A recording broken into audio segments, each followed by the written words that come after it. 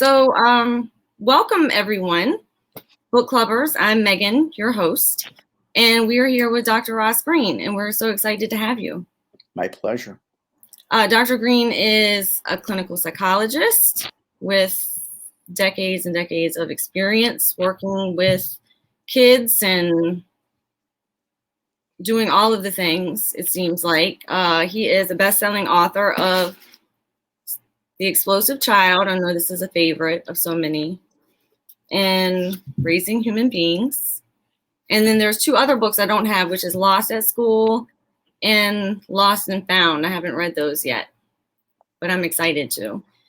And Dr. Greene is also the founder of Lives in the Balance, which is Lives in the Balance. It was created from the CPS model, or? It was created to be the hub of free resources on the CPS model, but it has since become much more. We do a lot of advocacy work through Lives in the Balance as well. I'm doing some consulting work down in Georgia, and I'm using Lives in the Balance for a lot of my resources. So it is so helpful to have that as a free resource for people. So thank you for that. What did I miss? What else? What else do you have going on? I'd say that's plenty. Yeah, that is plenty. It is plenty. Everybody is saying hi. All right. So we'll hop right into it. Did you get my email about? We can hop right in. I may have gotten your email. All right, let's talk about The Explosive Child. Yeah.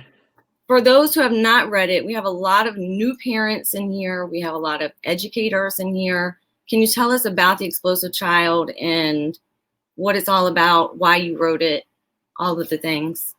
Sure. The first thing I should say is that I don't love the title because it's about kids who implode as well. It de-emphasizes the kid's behavior. All we really need to know is that a kid's concerning behavior, whatever the kid's concerning behavior is, whether it's what I call lucky, crying, pouting, sulking, withdrawing, or unlucky, screaming, swearing, hitting, spitting, kicking, biting, throwing, destroying. I don't rank kids by their behavior, and I don't rank kids by the severity of the behavior. I get it that some behavior is a lot more difficult to handle than others, but it's what behavior is telling us that matters the most. And what behavior is telling us is that a kid is having difficulty meeting certain expectations. And that's the emphasis of The Explosive Child and the CPS model. Let's focus on the expectations the kid is having difficulty meeting, because the behavior is simply the means by which the kid is communicating that they are having difficulty meeting those expectations. That's it. But a lot of approaches for kids with concerning behaviors, including kids on the so-called autism spectrum, are about behavior and how to modify behavior. Extinguish. Correct. And usually modifying behavior involves rewards and punishments. And that's not what this book is about. In fact, this book will talk you out of rewards and punishments right quick. And the other types of interventions that are similar: sticker charts, which are a reward, timeouts, which are a punishment. Those things don't solve the problems that are causing kids concerning behaviors. Behavior modification strategies were designed to modify behavior. What we find, though, and there's a lot of research on the model at this point, is that when you're busy solving the problems that are causing concerning behaviors, not only do the behaviors subside, the problems get solved. So that's what the book is about: how to identify the expectations a child is having difficulty meeting. In the model, we call them unsolved problems. Mm-hmm. And how to solve them collaboratively and proactively. And along the way, we also want caregivers to give thought to whether a kid can actually meet an expectation that we're putting on them, because there's really no sense in putting an expectation on a kid that a kid cannot meet. That's a meltdown waiting to happen. So we want people to take a real close look at what their expectations are as well. That is such an important point, I think. One of my children had a whole body listening chart on their wall at school. Mm. And, you know, the quiet hands and the eye contact and the, you know, still body was just like, okay, well, that's not going to happen. And that's just it's going to just be a battle. I think, yeah. So since Lives in the Balance, the nonprofit is very engaged on the issue of restraint and seclusion these days. One of my mottos, not just these days, but I've been working with schools and prisons and treatment facilities for a very long time to help them not restrain and seclude kids. But the motto is, I hate seeing kids restrained and secluded over expectations we already know they cannot reliably meet. Mm. But I don't like seeing kids get timeouts for expectations they can't reliably meet either. So nor detentions, nor suspensions, nor hit. And something I say to parents quite frankly as well, seemingly, especially lately for whatever reason, is we're not going to let the fact that your kid is having difficulty meeting certain expectations ruin your relationship with your kid.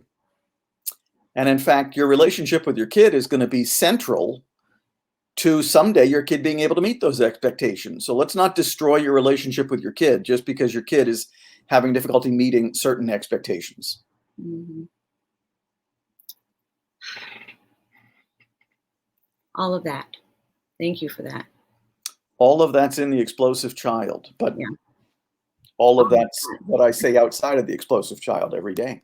It's a must read. And it's not just for, I mean, this is not an autism specific book. This is for all parents, all educators. I'm not a very disorder specific guy.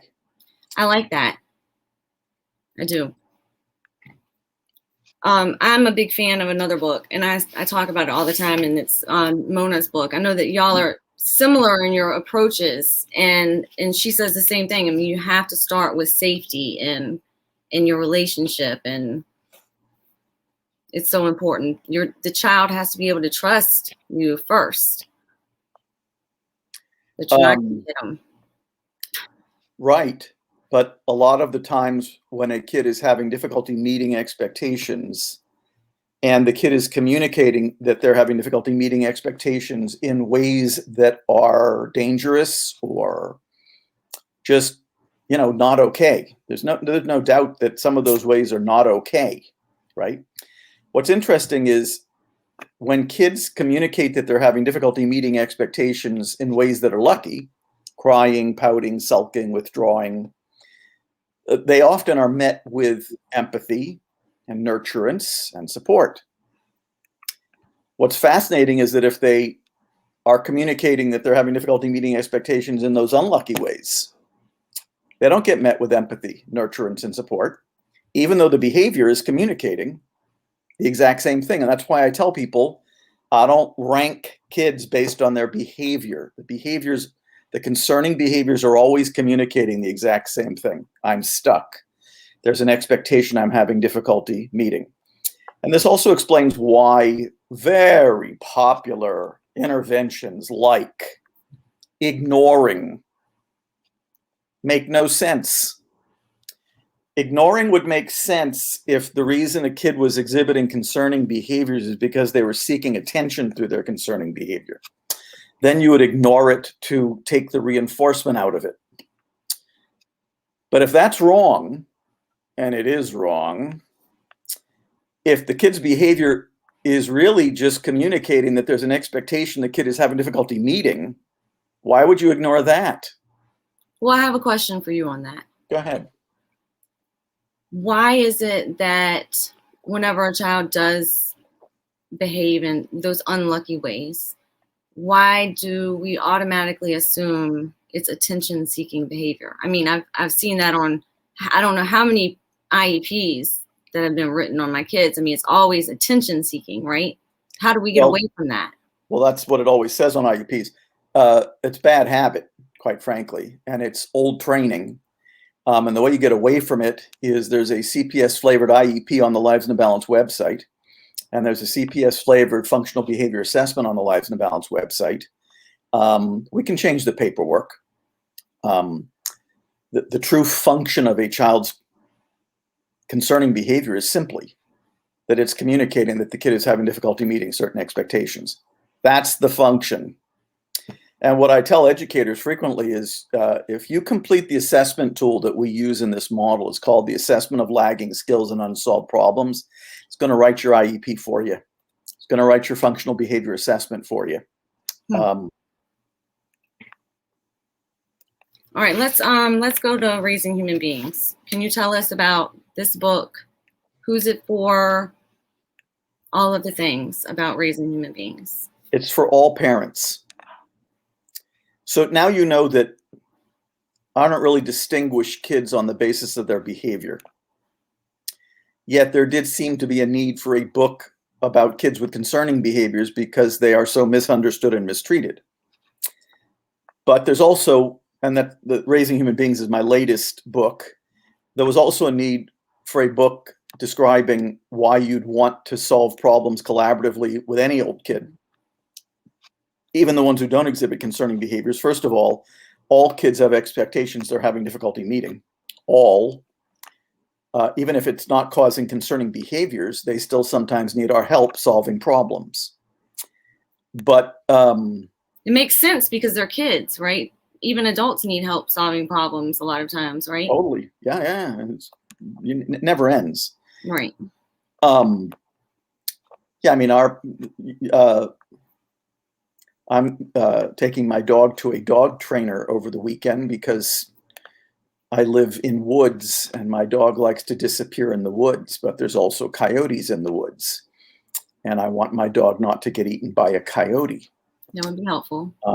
Right. So difficulty staying in the yard is an unsolved problem that we need to solve with my dog. And so we're going to seek help and see if someone can help us solve that problem.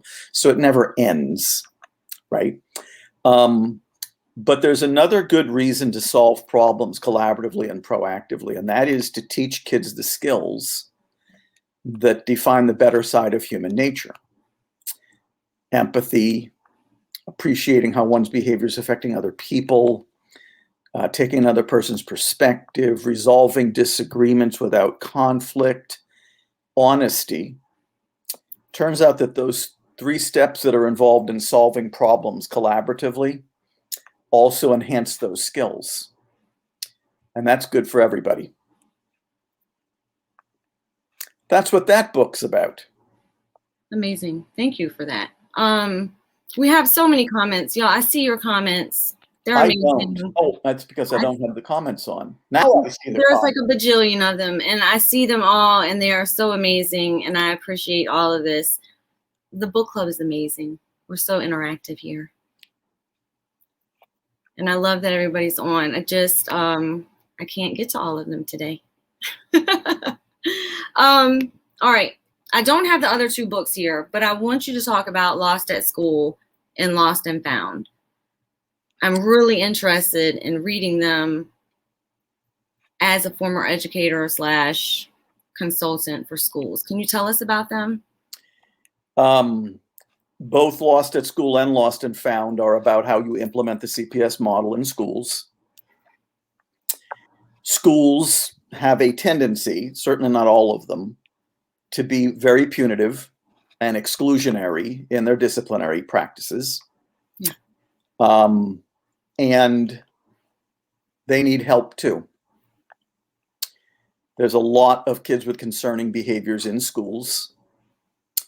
They often get the most punitive exclusionary treatment society has to offer. That makes them, number one, puts them on what's known as the pipeline to prison, the school to prison pipeline. But number 2, these are the most expensive kids in our society. I was running some figures the other day because I'm in the midst of revising Lost and Found. And my estimate in cahoots with a special education director colleague of mine is that in this country, we spend at least $3.5 billion a year in placing kids out of public school and into outside placements. Mm-hmm. That's probably an underestimate. It's actually hard to pinpoint an exact number. It could be double that. But the real toll is human. You suspend a kid, that kid's going to lose learning. The kid's going to come back further behind. If the kid's concerning behavior is the way the kid is communicating, that they're having difficulty meeting certain expectations, then suspending the kid actually makes no sense whatsoever, because all you've just done is make it harder for the kid to meet the expectation. And we suspend in and out of school in this country 5 million times a year. And we expel just short of 100,000 times a year. And we paddle in our public schools in 19 states still just short of 100,000 times every school year. Are you serious? I am. So if people want to see what states we're talking about, check out the actually, this morning when I was trying to look at the punitive index, because in the midst of updating it, it had disappeared from the Lives in a Balance website, and it still is disappeared. So I've gotten a hold of my web guy. Don't look for it yet, because it's gone. Every once in a while, things disappear from the website, and it has disappeared. But somebody's asking, what would I see as the major differences between the two school-focused books? Lost and Found is a little bit more technical.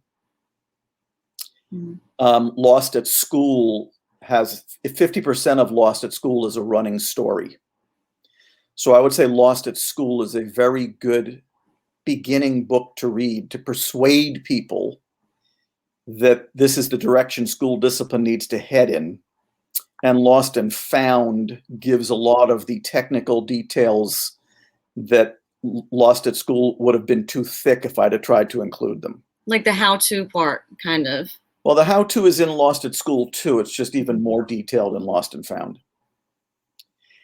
But we can't keep doing this to kids, and we can't keep losing them like we do. So that's what Lost at School and Lost and Found are for. But people don't have to buy a book to access resources on the model. The Lives in a Balance website is so chock full of resources that a book may not even be necessary. It really is. It has so many resources. It's an amazing site. It's about to be also revised. There will be a completely new, easier to navigate website coming in about 3 weeks. Oh, awesome. Okay. Well, okay, so let's talk about, that just brings us to the CPS model. There are a lot of questions in the book club up to this point about what is the CPS model? Do you have data on using it in the school systems that we can bring to our school systems? How do we go about asking the school boards to implement it in our, how do we change our schools to become more compassion-based using the CPS model instead of compliance-based and what we're doing now with paddling our kids, apparently? Well, and we're not paddling them in 31 states, so that's the good news. And if you want to, the state that is far and away the most punitive per kid capita is Mississippi. It's so far and away the worst state, words can't say. But South Carolina ain't great, and Arkansas ain't great, and Alabama's not great, and Louisiana's not great, and Tennessee. Why do these not surprise me? These do not surprise me, and I'm guessing the racial disparity on these states on this data is extreme. The racial disparities on these data are extreme in terms of disproportionality. Disproportionate, thank you. And that's an equity issue. And it turns out if you sink your teeth into the research that Black males in particular are at risk for having their behavior interpreted as insubordinate, and therefore get harsh discipline. That may be that frequently is viewed as a bias issue. One thing's clear, that we have a disproportionality issue in the United States and Canada. It's worse here. And here's been my motto for a little while now, because there's all kinds of things we can do about disproportionality, and they're all very much worth doing. But we all just have to stay mindful of this. If a school isn't using punitive exclusionary discipline, then it won't be disproportional in its use of punitive exclusionary discipline. Punitive exclusionary discipline is good for nobody. That's what we can change probably fastest. We've been working on, and racism is a really important thing for us to be working on, and we should keep doing it, but we've been working on it for a long time, and we've made some headway. When we work with a school, we can turn around their discipline program in 1.5 years. And there goes punitive exclusionary discipline, and there goes disproportionality. And Lives in the Balance is actually offering scholarships to schools to train them for free, but the schools have to have very high rates of detention, suspension, expulsion, paddling, restraint, seclusion, and or disproportionality. You're looking for the most severe cases to. We are. Yeah. Correct. So we're trying to do our part. I love that.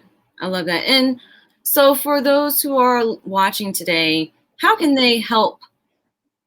That was the original question. How can they help? It's kind of school specific. I don't have sort of a quick thing you can say to somebody to persuade them that they ought to be doing this model. Doesn't really exist.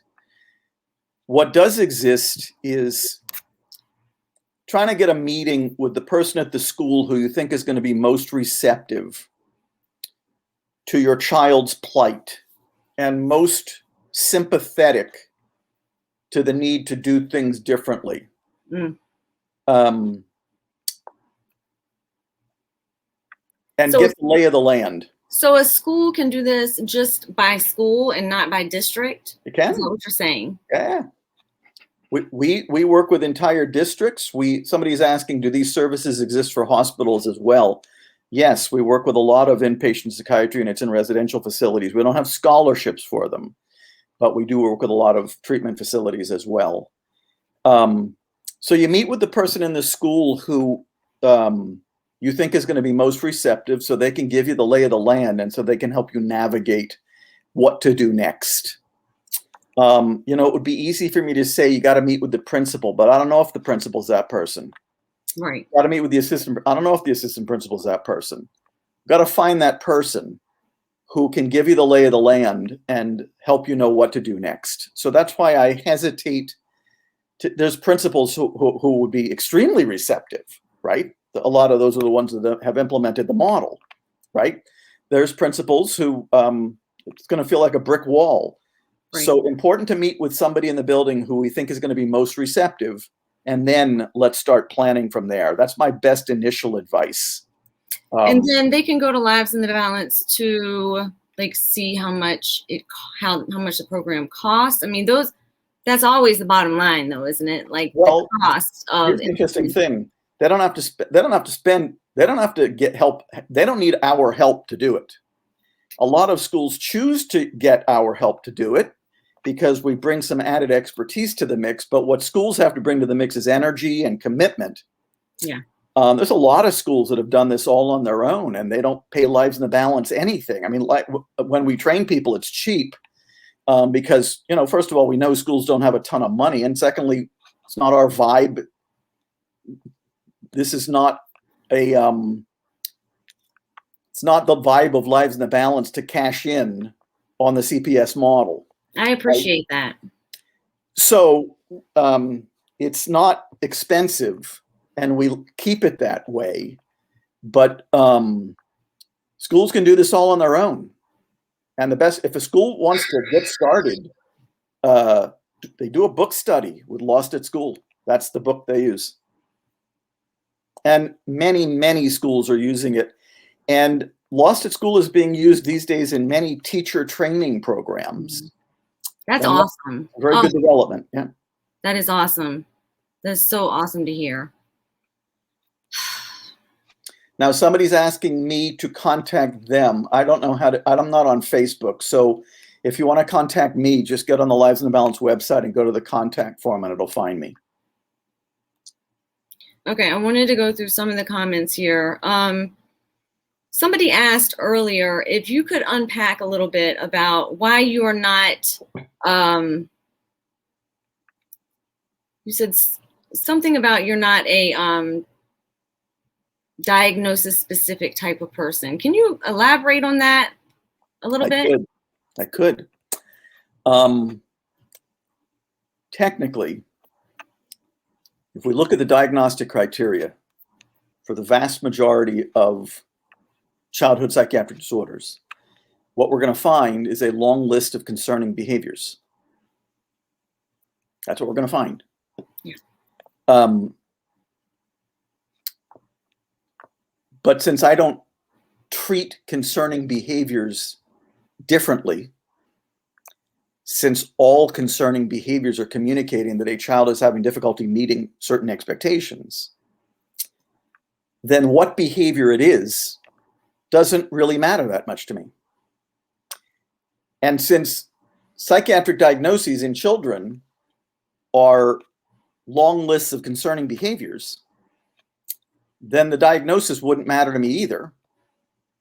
That doesn't mean I think diagnoses are useless. Mm-hmm. Many parents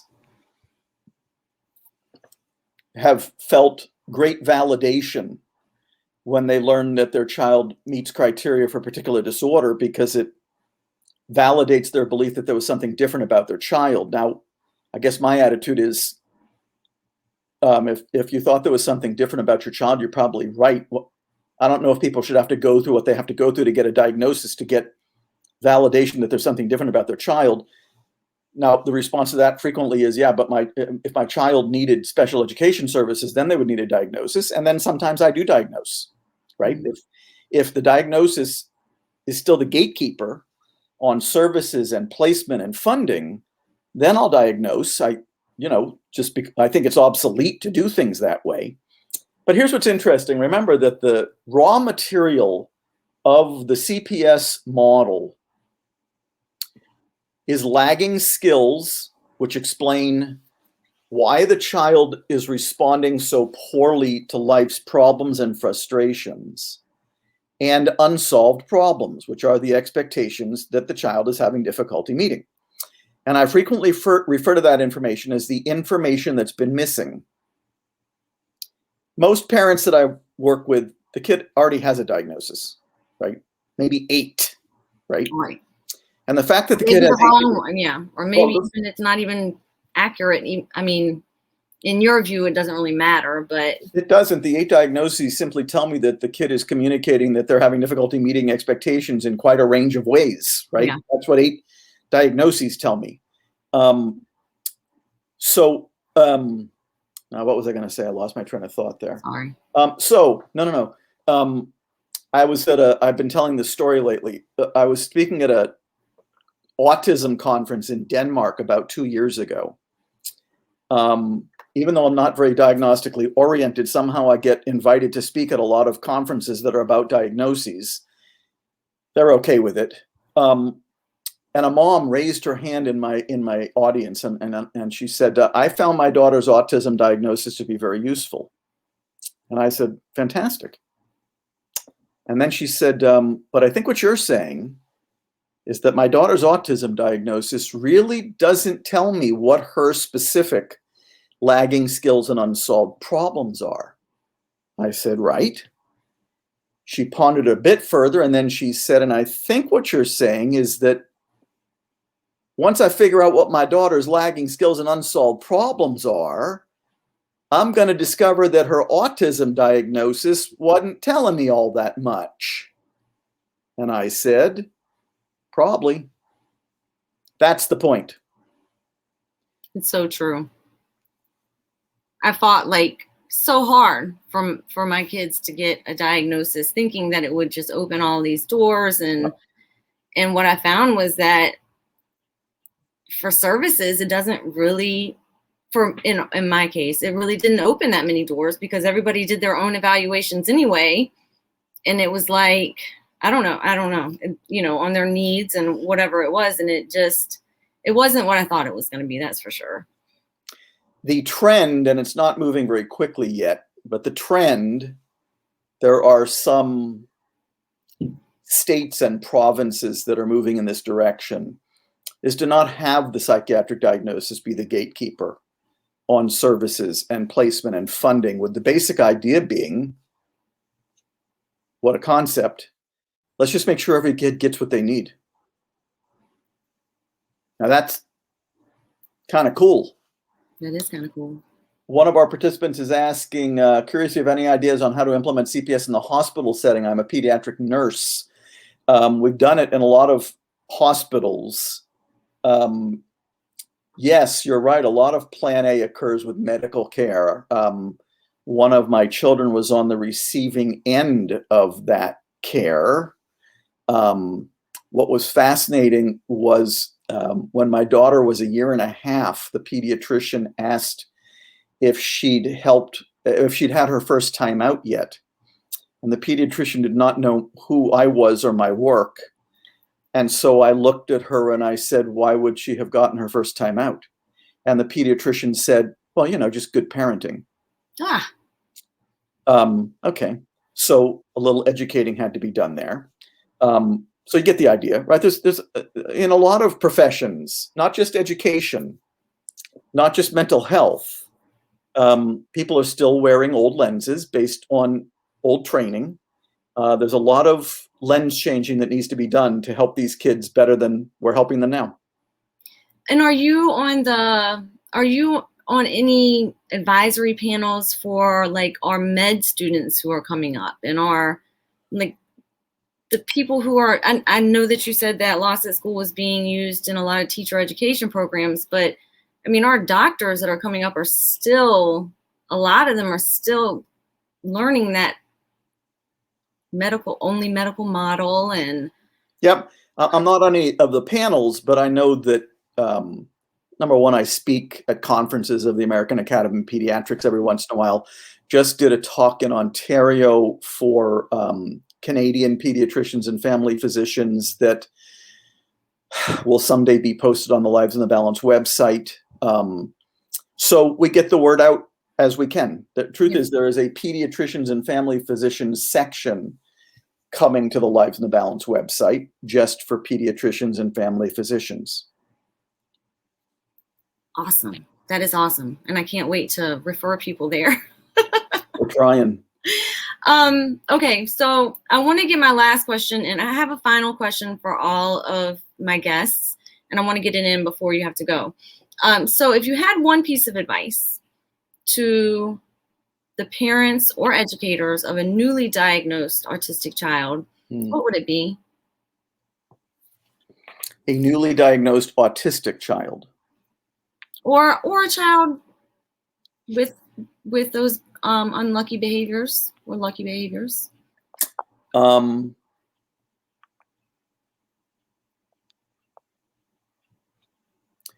My advice would be, I don't think that the diagnosis is going to tell you as much about your individual kid as you may have hoped that it would.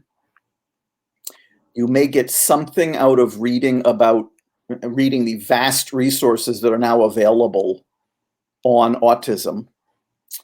I remember back in the days when ADHD became popularized, some of the gurus of ADHD basically said that ADHD was pretty much a ticket to prison. People would read that and they'd freak out, right? And that's the problem, of course, is that there's so much out there about every diagnosis now. when basically what it still comes down to, and I guess this is the heart of the advice, is that whether your child has been diagnosed with autism or ADHD or oppositional defiant disorder, whatever the disorder might be, you still got to get to know your kid. And I don't think the diagnosis is going to help you move dramatically forward in getting to know your kid. And as it relates to the difficulties your child is encountering in life, the two most important pieces of information you need is what are this kid's lagging skills and what are this kid's unsolved problems. Now, that's not saying that the kid doesn't have tremendous strengths and wonderful characteristics as well, but as it relates to the difficulties your child is encountering in life, I don't know if that autism diagnosis is going to tell you anywhere nearly as much as lagging skills and unsolved problems. So my piece of advice would be focus on that. Yeah, you can still learn as much as you can about autism or one of those other diagnoses. Don't get too freaked out by the fatalistic things people are saying. I'm confident that if you get a handle on your child's lagging skills, you will understand why your child is responding maladaptively to life's problems and frustrations. And I am confident that even if your child is completely nonverbal, you will be able to engage your child in solving the problems that affect their lives, doing it collaboratively and proactively. Whatever the diagnosis is, it's not a death sentence for your child. All progress is incremental. You're not looking for, if your kid is 6, you're not looking for what things are going to look like for your kid at 18. This is so true. If you're looking at 6, you want to know, how can I improve things so that 6 years and 1 week is better than 6 years, 0 weeks. It's 1 week, 1 month at a time. And bottom line is, your child will develop as rapidly as your child can. Just don't do things that impede their development. And there is my one-liner. Nice. For the advice I would give to a parent whose child has been newly diagnosed with autism. And read Dr. Ross Greene's books. Well, I don't like to be self-promoting, but I do. I like to promote. I'm a big fan of promoting the books because that's how I've learned best. That may be because a lot of authors don't have a website where it's all there for free, but people don't have to buy a book to learn about this model. The books are there if they want them. Well, everybody is just loving all of the things you're saying. So I see that my friend Beth Tolley is on. Beth Tolley is on virtually everything that I do, and she's a kindred spirit in all of this. Yeah. Beth is doing a lot of great work. All of these people up here that I'm looking at are doing so much great work. And we all have kind of the same philosophy, trying to fight and push in the same direction that you are. So, and I think that if we squint our eyes, we are making progress. It is nowhere nearly as fast as we would like it to be, but we are making progress if we squint our eyes.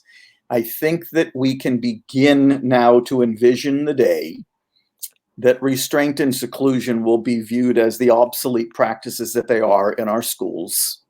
I can't give you a timeline. I think we can envision the day where people will recognize detention, suspension, expulsion, and paddling as the extraordinarily obsolete, counterproductive practices that they are. I don't know if it's my lifetime, but I do feel that things are moving in that direction. And another, Angelina, if you don't mind putting up inseclusion.org. I think that's the website for the Alliance Against Seclusion and Restraint. They're doing great work as well. I think that's who Beth is with, I think. Beth is with the Alliance Against Seclusion and Restraint. Yeah. So by the way, one of our participants is saying, and because many BIPOC kids aren't diagnosed accurately, oops, I'm losing it. I think it's an important perspective that the diagnosis doesn't matter as much as good supports. That's an equity thing. That's right. If we de-emphasize diagnosis, that's good for everybody. It may be particularly good for Black and brown and other kids who have been on the receiving end of our disproportional discipline. Absolutely. Absolutely. And by the way, we wouldn't say that punitive exclusionary disciplinary practices are good for any diagnosis either, right? So quite frankly, whether we're being diagnostic or whether we're focusing on lagging skills and unsolved problems, those disciplinary procedures aren't going to help no matter what piece of information we're using. Better to go with lagging skills and unsolved problems. Lagging skills help us understand what's getting in the kid's way. Unsolved problems tell us what we're working on, the problems that need to be solved so the kid doesn't exhibit those concerning behaviors anymore. You know, that would get us our own expectations for the kid. Yeah. Sorry? And adjusting our own expectations for the child, learning about that as well. Yeah. Amazing. Okay. Well, let me see if there's any other questions up here. I did want to get to some of y'all. Beth is my shiro. Thank you, Kimberly. Yes, let me show this. This is another great website you can go to that are doing a great job with seclusion and restraint. And when you talk about those punitive punishments, you're also talking about like the ignoring and extinction mentality. Is that right? Yes. Not just paddling and exclusionary things, but those. I think Alfie Kohn has a great quote. I was just looking at it for an article that I'm writing. Hold on. He said something like, the value of an intervention is inversely related to how often the word behavior is used in the model. I think that's a good quote. That is a good quote. We had Alfie Kohn up here. I don't know when. Very few people know that Alfie Kohn is an old camp friend of mine. He and I went to summer camp together. What? Yeah. Alfie and I knew each other well back in the day. That's awesome. Same age, same cabin, same camp. Yeah. Were y'all good friends? We were friends. Still are. Just don't see each other very often. Wow. Okay, well, so we're gonna go. Okay. I want to make sure that we're off before 5. And just book clubbers, next week we have Michael Hall coming on, who's a children's book author. It's the same day, same time every week. So we have Michael Hall coming up. Then we have Asia Tu Lauyan. I can't speak. Everybody's name I just mess up. Asia Tu Coach on Instagram. She's coming they're coming the next week. And then we have Tiffany Hammond from Fidgets and Fries coming the following week. So got a good lineup. Yeah, it's exciting. So thank you, Dr. Greene, for coming. Thank you all for coming. You'll hold on for a second. I'm going to end the broadcast and we'll be back in the studio. Bye, everyone. Bye, everybody.